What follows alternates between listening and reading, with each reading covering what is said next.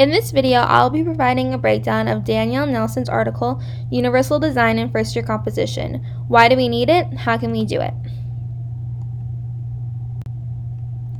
The following quotes kind of summarize Nielsen's whole point in her article, but just to quickly tell you, she is really in support of universal design for learning, especially in the first year composition classrooms, because she believes that it can't necessarily ensure overall student success, but it can foster an inclusive classroom environment that allows most students to succeed because they're giving the opportunity to really figure out how they learn best and get a sense of agency over their own learning styles. This slide provides key terms that Nielsen discusses throughout her article, which include first year composition, universal design for learning, accessibility, agency, which is a big thing I want to touch on real quick, and the fact that throughout Nielsen's article, she always comes back and touches on agency and how with the implementation of UDL in the classroom, it really is providing students the opportunity to gain a sense of agency over their learning and their classroom experience because they have the opportunity to choose how they receive and access class material, and then also how they create text in response to assignments and the things that the teacher assigns for them to do. And then the next term that I want to discuss is multimodality. So Nielsen really discusses how encouraging a multimodal interaction in the classroom is beneficial with UDL, but she also acknowledges how this is one of the biggest pushback points for UDL models, and we're going to discuss that further on in this video. With universal design of learning, it was first implemented in the classroom setting in order to avoid retrofitting. So just to give a quick throwback to discussions we've had in the seminar course, retrofitting is the idea, for instance, that we take an assignment and after it's been developed, we alter it to tailor to the needs of a specific student.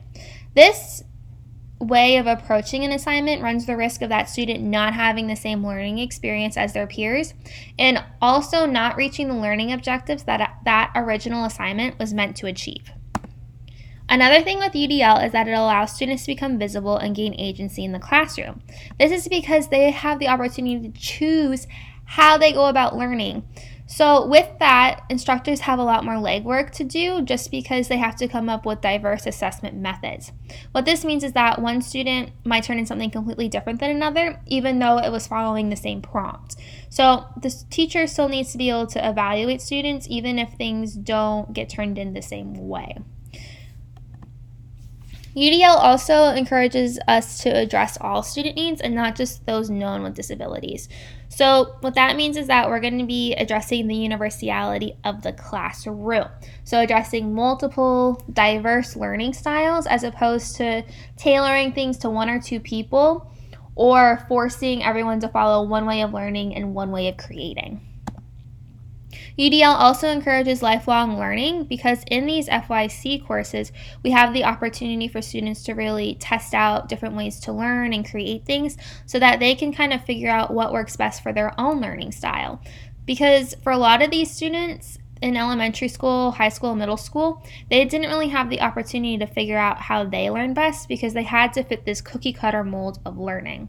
So with that, students are able to gain agency over their learning and can implement these new skills that they develop into future classes, future jobs, or anywhere that they end up having to really comprehend things or communicate with others.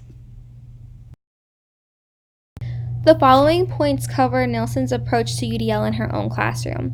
So the first thing I want to talk about is that she does choose and create her course materials based off accessibility, and she actually tests out how accessible her material is prior to the course starting. So for instance, if she's uploading a document to her course website, then she's going to ensure that a screen reader would work with it. So she's really taking into consideration the needs of her students prior to the course starting.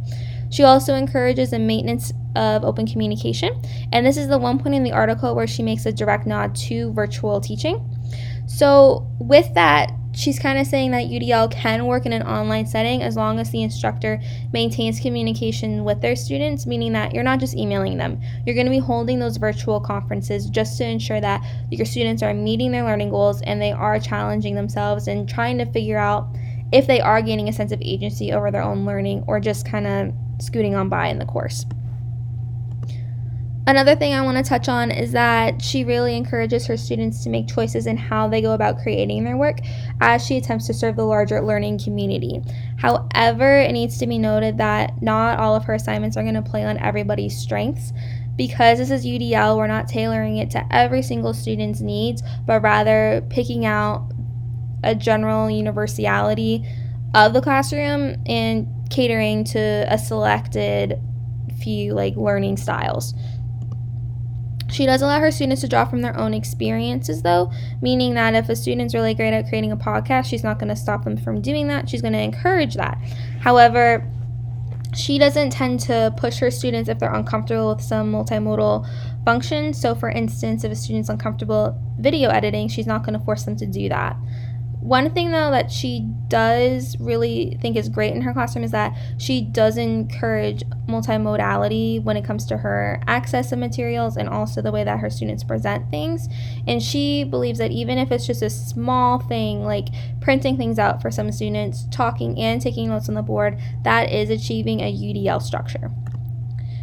So as the course unfolds, Nielsen attempts to collect information from her students to ensure that they're hitting their learning goals and just to keep track of them. However, it must be noted that because this is a UDL style course, she's not making changes on the fly. She can collect this information, but any changes made to this course would happen after the fact in preparation for a future course that she would teach.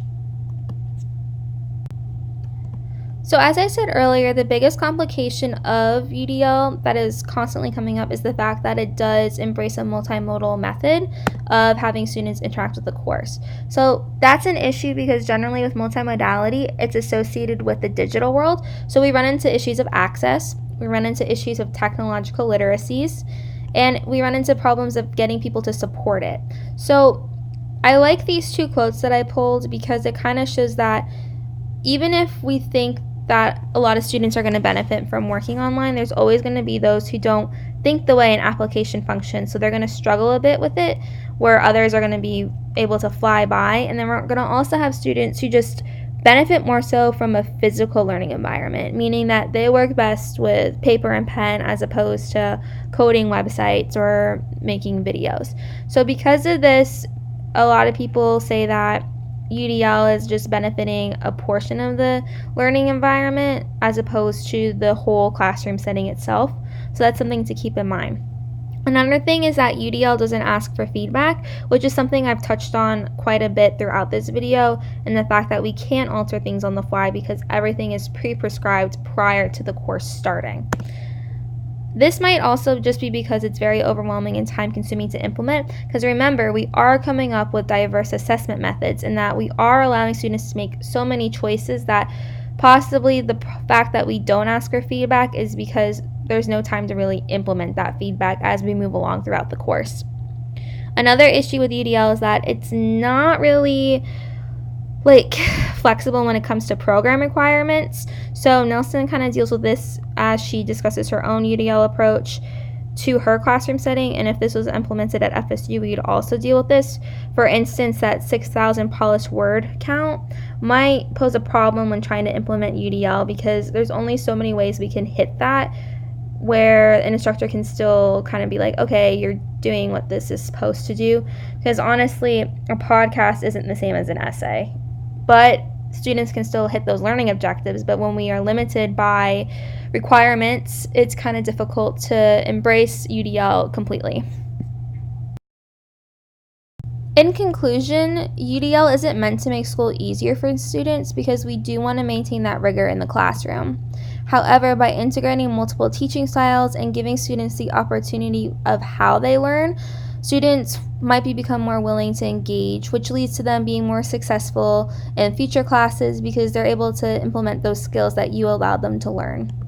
The following is a screenshot from the article itself that just kind of provides a quick outline of UDL principles that Nielsen encourages faculty to kind of think about and implement in their own class. I really hope that you were able to get an understanding of what Nielsen was trying to get across, and thanks for watching the video.